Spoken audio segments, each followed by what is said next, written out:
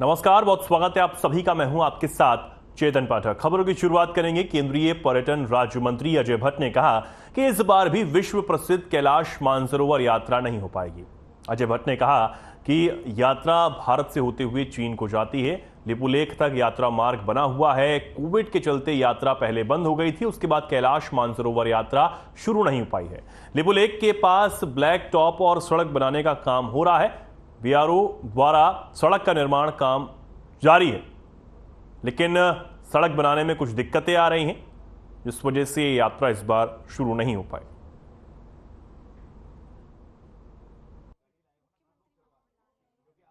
Covid की वजह से ऐसी यात्राएं सभी रोकी हुई थी। अब धीरे धीरे सब जगह की खुल रही हैं और मैं समझता हूं कि दो कंट्रीज़ के बीच की बात है। हमारे यहाँ से चाइना के अंदर प्रवेश करती हैं। लिपू लेक तक अभी रोड खुली हुई है। रोड पर ब्लैक टॉप भी हो रहा है। रोड भी अभी पूरी तरह नहीं बन पाई है। अभी कुछ पैदल भी जाना होता है।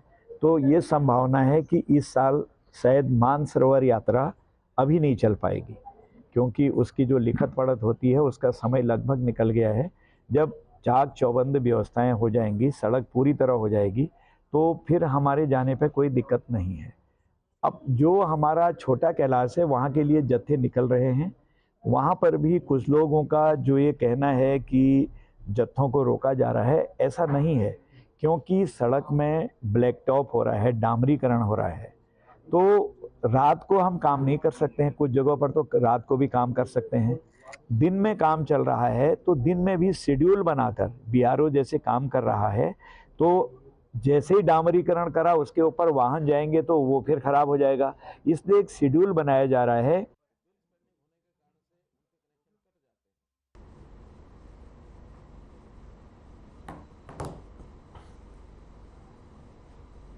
अब खबर चमोली से है, जहां भू बैकुंठ धाम श्री बद्रीनाथ में तीर्थ यात्रियों की आमद बढ़ती जा रही है। आपको बता दें कि आज सुबह ब्रह्म मुहूर्त से ही हजारों यात्री सिंह द्वार से लंबी कतारों में खड़े होकर बद्री विशाल के दर्शनों के लिए पहुंचे।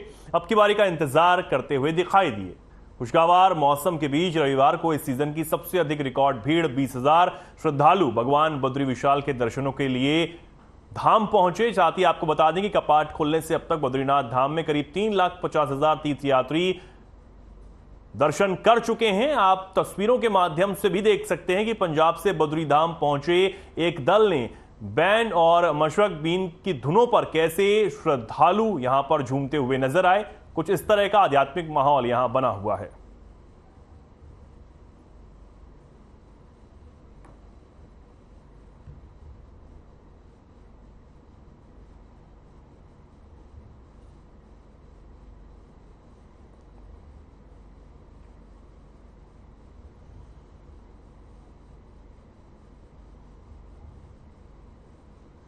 अब मामला नारायण बगड़ से ब्लॉक के जुनेर गांव का है, जहां हत्या के आरोप में पुलिस ने 24 वर्षीय युवक को गिरफ्तार किया है। बता दें कि दो पक्षों में हुई आपसी मारपीट के कारण महिला की मृत्यु हो गई, जिसके बाद पुलिस ने आरोपी गजेंद्र सिंह को गिरफ्तार कर लिया है।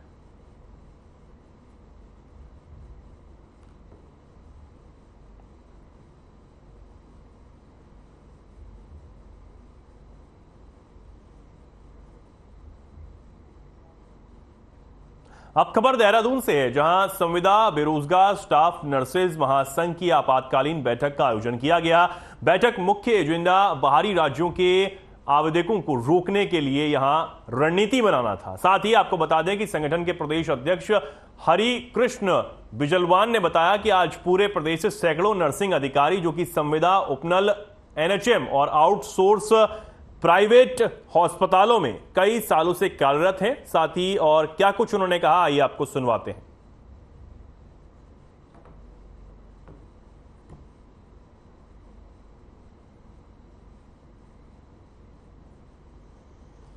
आज हम लोग पूरे प्रदेश से संविदा बेरोजगार स्टाफ नर्सेज महासंघ के बैनर तले देहरादून में एकत्र हुए हैं और आपातकालीन हमें बुलानी पड़ी बैठक, क्योंकि जो है शिक्षा सेवा चयन आयोग ने 1564 पदों पर जो नर्सिंग की भर्ती शुरू की है, उसमें जो है 19 तारीख से हमारे प्रवेश पत्र डाउनलोड हो रहे हैं और उसके कैलेंडर में जो है बाहरी राज्यों के जो लोग हैं उन लोगों को बुलाया गया है और बाहरी राज्यों के लोगों को जो है अभिलेख सत्यापन के लिए बुलाया गया है, जिससे कि हमारे उत्तराखंड के मूल निवासी हैं, स्थायी निवासी हैं, उन हमारे बेरोजगार भाइयों का और बहनों का नंबर नहीं आ रहा है, जिसको देखते हुए हमने आज आपातकालीन बैठक बुलाई है और हम यहाँ से रूपरेखा तैयार कर रहे हैं कि किस प्रकार से हमने उन लोगों को बाहर करना है। कल भी हम जो है माननीय मुख्यमंत्री जी को मिले और स्वास्थ्य मंत्री जी को भी मिले। हमने अपनी समस्याओं से अवगत कराया कि बाहरी राज्य के जो लोग हैं वो लोग हमारे प्रदेश के सारी राज्य के सेवा जो हमारी नर्सिंग संगठन की है वो सब लोग हमारी पोस्टें खा रहे हैं। उसके विरोध में हम लोग यहाँ पर आज एकत्र हुए हैं और बहुत जल्द हम अब सचिवालय घेराव करने जा रहे हैं, जिससे कि चयन आयोग जो है हमारे प्रदेश के लोगों को जो है रोजगार दे और बाहरी लोगों को बाहर निकाले।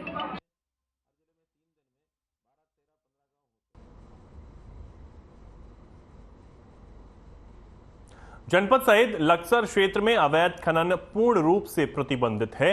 इसके बावजूद भी अवैध खनन अपनी चरम सीमा पर पार करता हुआ नजर आ रहा है। तहसील प्रशासन व खनन के मुताबिक अवैध खनन पर लगातार कार्रवाई की जा रही है, लेकिन ये तस्वीरें प्रशासन द्वारा की जा रही दिखावटी कार्रवाई की पोल खोलने के लिए काफी हैं।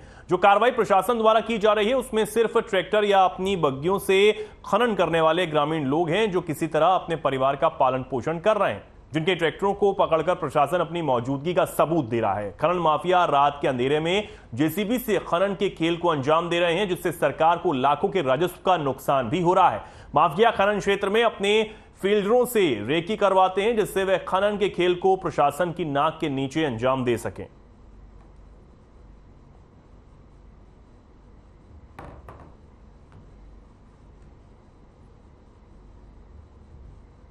लगातार हमारी टीम काम कर रही है, लेकिन खनन की जो अवैध खनन की शिकायतें प्राप्त हो रहे हैं उस पर हम लोग काम कर रहे हैं और लगातार वाहनों को पकड़ भी रहे हैं और आगे भी इस तरह की कार्रवाई जारी रखी जाएगी और इसको सख्ती से निपटा जाएगा। रात मेरे पास भी काफ़ी फ़ोन आए हैं और वीडियो भी कुछ लोगों ने भेजी है खनन करते हुए। मैं जल्दी ही चीफ सेक्रेटरी को चिट्ठी लिखूंगा और सीएम साहब से बात करूंगा इस विषय में। खनन हो लेकिन जेन्युइन हो। जो ये माफियावाद का खनन है ये क्षेत्र के लिए घातक है और मैं पहले भी इसके खिलाफ था और आज भी इसके खिलाफ।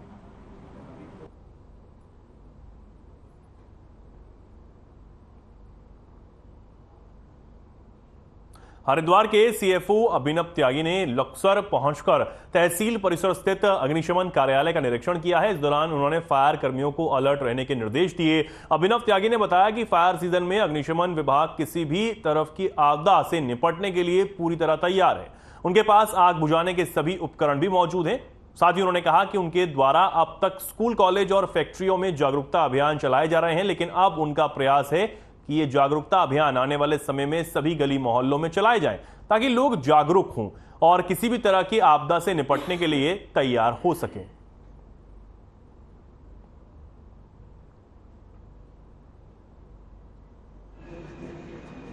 अग्निशमन की जो घटनाएं हैं उन्हें संभालने के लिए हमारा विभाग पूर्ण रूप से तैयार है। हमारे पास सभी प्रकार के इक्विपमेंट है। बाकी मेरी लोगों से एक आशा है कि मैं देख रहा हूं कि जब अग्निशमन की घटनाएं होती हैं तो लोग कई बार रास्ता रोक लेते हैं। हमारी गाड़ियों को गंतव्य तक पहुंचने के लिए रास्ता नहीं मिलता। तो मेरी लोगों से यही रिक्वेस्ट है, यही हाथ जोड़ के विनती है कि जब भी कोई फायर टेंडर आपको दिखे, लाल रंग की गाड़ी दिखे, उस पर पुलिस लिखा हो तो उसे सबसे पहले रास्ता दें ताकि वो लोगों तक पहुँचे। हम लोग आपकी मदद के लिए हैं। हम लोग आपके लिए ही टेंडर में बैठ के निकलते हैं और आप ही लोग कई बार हमारा रास्ता रोकते हैं तो हम नहीं पहुँच पाते।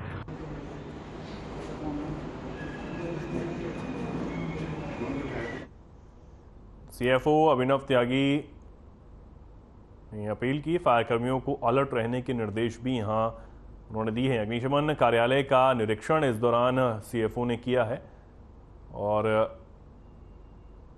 फायर कर्मियों को सतर्क रहने के निर्देश भी दिए गए हैं।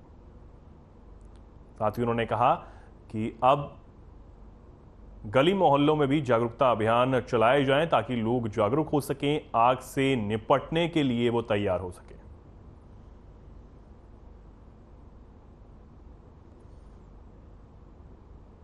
फायर कर्मियों को अलर्ट रहने के निर्देश भी निरीक्षण के दौरान सीएफओ अभिनव त्यागी ने दिए।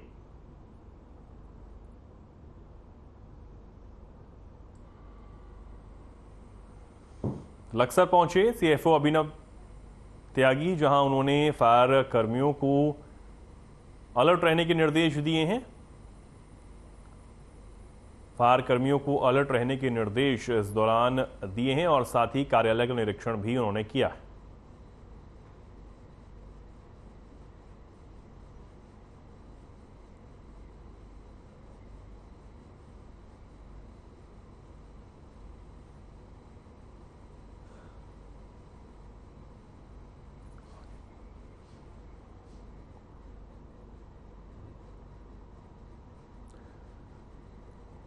सीएफओ अभिनव त्यागी निरीक्षण करने के लिए पहुंचे, जहां उन्होंने कार्यालय का निरीक्षण किया, फायर कर्मियों से बातचीत की और साथ ही अलर्ट रहने के निर्देश भी उन्होंने दिए।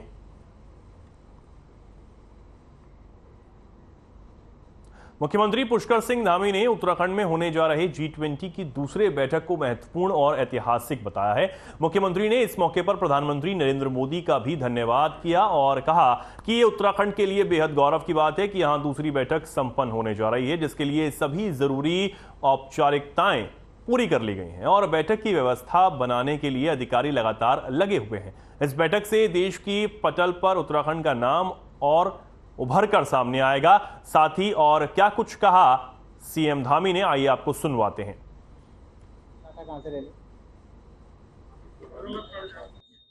ये मैं प्रधानमंत्री जी का धन्यवाद करता हूं कि उन्होंने हमारे राज्य को 3 G20 की बैठकें हमको यहाँ पर ऑर्गेनाइज करने का अवसर प्रदान किया। पहली बैठक हमारी रामनगर में हो चुकी है और बहुत शानदार बैठक रही। सभी आने वाले मेहमानों को, जिन लोगों ने उसमें भाग लिया, सभी एक अच्छा अनुभव लेकर गए और उत्तराखंड को पूरे विश्व के अंदर जाने का मौका मिला है। दूसरी बैठक भी हमारी ऋषिकेश नरेंद्र नगर में आयोजित हो रही है और तीसरी बैठक भी जून माह में आयोजित होगी। दूसरी बैठक के लिए हम पूरी तरह से तैयार हैं।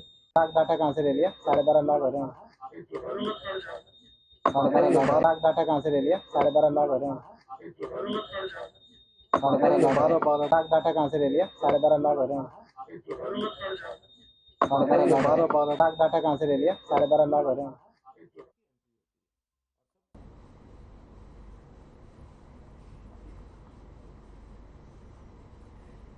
उत्तराखंड के मुख्यमंत्री पुष्कर सिंह धामी ने एक बार फिर से दोहराया है कि सरकारी जमीनों पर अतिक्रमण किसी भी सूरत में बर्दाश्त नहीं किया जाएगा। उन्होंने कहा कि अतिक्रमण हटाओ अभियान का उद्देश्य सरकारी जमीनों से अतिक्रमण को खाली कराना है। मुख्यमंत्री धामी ने एक बार फिर से कहा कि मैंने पहले ही कहा था कि लोग खुद से ही अतिक्रमण हटाएं, नहीं तो सरकार हटाएगी। बता दें कि पिछले दिनों उत्तराखंड वन भूमि से काफी संख्या में अवैध मज़ारों को हटा दिया गया था। अतिक्रमण हटाओ टीम ने इस दौरान कई मंदिरों को भी हटाकर सरकारी जमीनों को अतिक्रमण से खाली कराया है।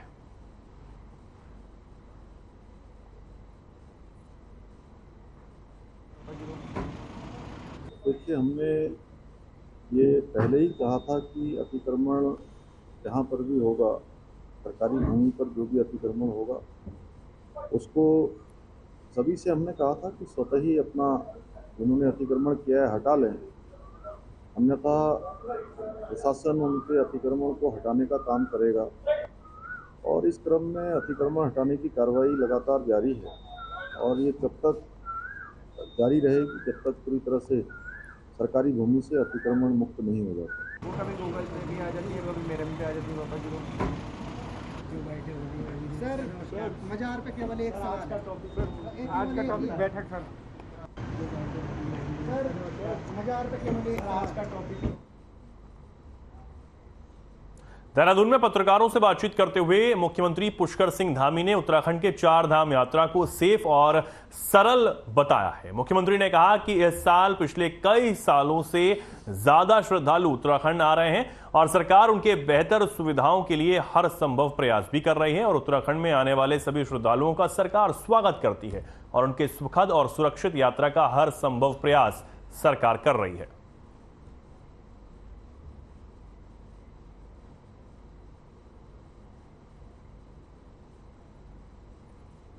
हाँ, निश्चित रूप से मैं तो पहले ही कह रहा था कि क्योंकि पिछले साल की जो यात्रा थी, उस यात्रा से अधिक इस बार की यात्रा होने वाली है और लगातार श्रद्धालुओं का, लगातार दर्शन करने वाले लोगों का आना जारी है।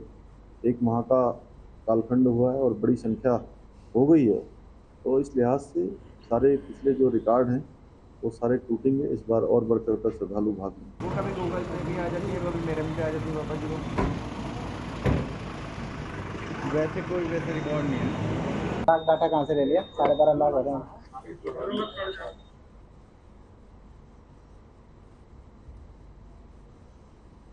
G20 कार्यक्रम को लेकर मंत्री प्रेमचंद अग्रवाल ने जानकी पुल से लेकर स्वर्गाश्रम क्षेत्र का निरीक्षण किया। इस दौरान उन्होंने क्षेत्र में किए गए तमाम कार्यों का फीडबैक भी लिया। मौके पर कुछ कमियों को भी उन्हें देखने को मिली, जिससे दुरुस्त करने के निर्देश दिए गए। कैबिनेट मंत्री ने बताया कि 24 मई से 28 मई तक चलने वाली G20 कार्यक्रम को लेकर सरकार ने अपनी सभी तैयारियां पूरी कर ली हैं। अतिथि देवो भव की परंपरा के तहत सभी विदेशी डेलीगेट का स्वागत एयरपोर्ट पर किया जाएगा, जिसके बाद जो निर्धारित कार्यक्रम है उसमें विदेशी डेलीगेट हिस्सा लेंगे। 24 मई की शाम को परमार्थ निकेतन में भव्य गंगा आरती का कार्यक्रम है, जिसकी व्यवस्था को देखने के लिए आज निरीक्षण किया गया है।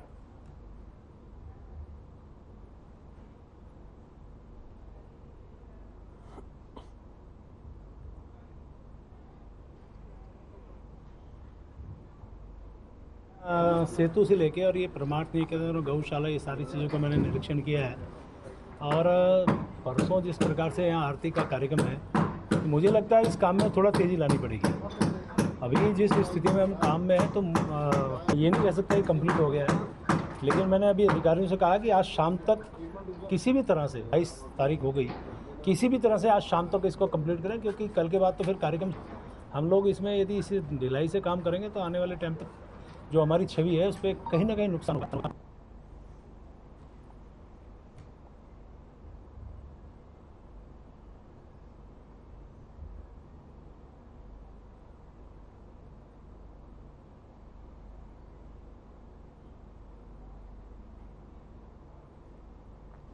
कल देर शाम कांग्रेस प्रदेश अध्यक्ष करण माहरा की अध्यक्षता में सर्वदलीय बैठक आयोजित की गई थी और आज महंगाई, बेरोजगारी, भ्रष्टाचार, बलात्कार, भू कानून जैसे कई मुद्दों को लेकर सर्वदलीय नेताओं ने प्रेस कॉन्फ्रेंस के जरिए राज्य सरकार पर जमकर निशाना साधा है। गौरतलब है कि इस प्रेस कॉन्फ्रेंस में कांग्रेस के प्रदेश अध्यक्ष करण माहरा, सीपीआई और भाजपा, सीपीआईएम, अन्य राजनीतिक दलों के वरिष्ठ नेताओं ने शिरकत की थी। इस दौरान कांग्रेस प्रदेश अध्यक्ष करण माहरा ने बताया कि राज्य की कानून व्यवस्था और महिलाओं के उत्पीड़न के खिलाफ बड़ा आंदोलन किया जाएगा। साथ ही उन्होंने कहा कि कल सुबह सर्वदलीय नेता राजधानी देहरादून की सड़कों पर राज्य सरकार के खिलाफ बड़ा आंदोलन भी करेंगे।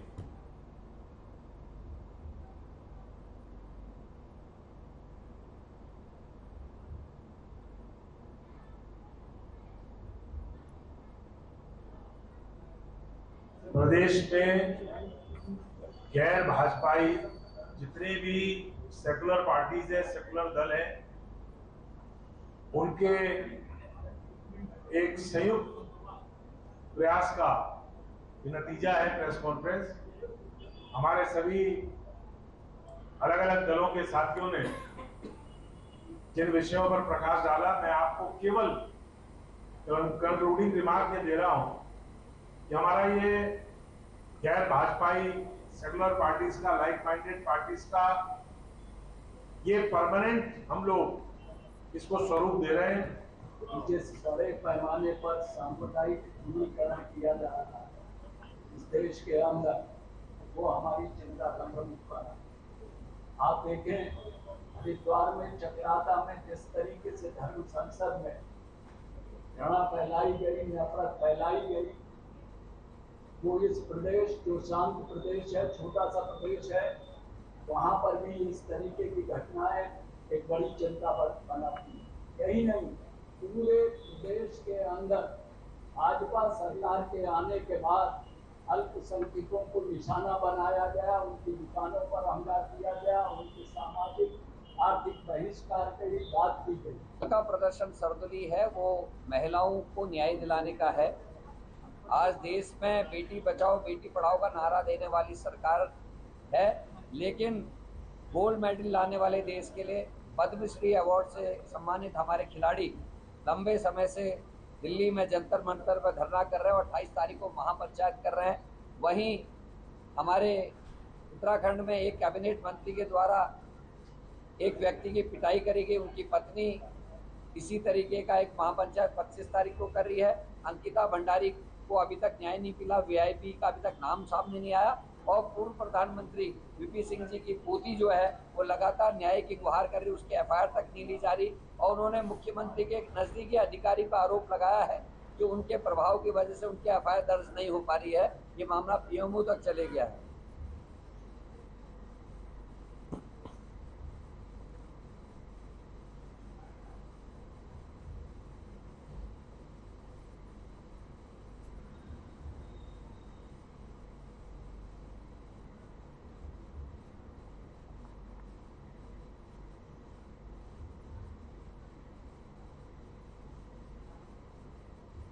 अब खबर रुड़की से है, जहां रुड़की टॉकीज के पास स्थित एक होटल में सोमवार को शिरोमणि महाराणा प्रताप की जयंती के अवसर पर अखिल भारतीय क्षत्रिय महासभा के द्वारा एक कार्यक्रम का आयोजन किया गया।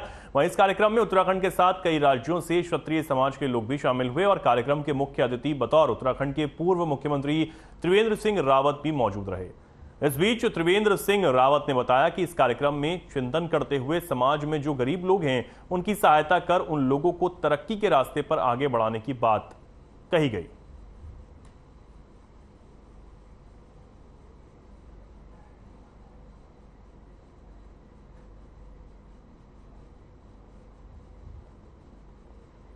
जी की जयंती का ये कार्यक्रम था और इसमें हम लोग आए थे।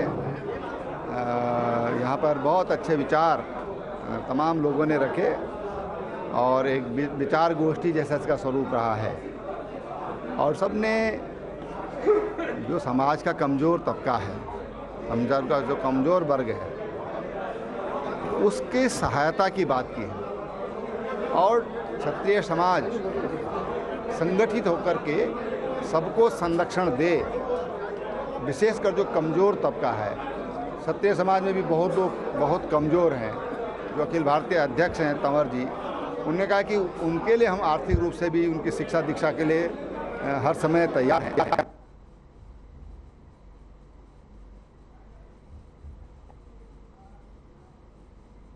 फिलहाल के लिए खबरों में इतना ही। नमस्कार।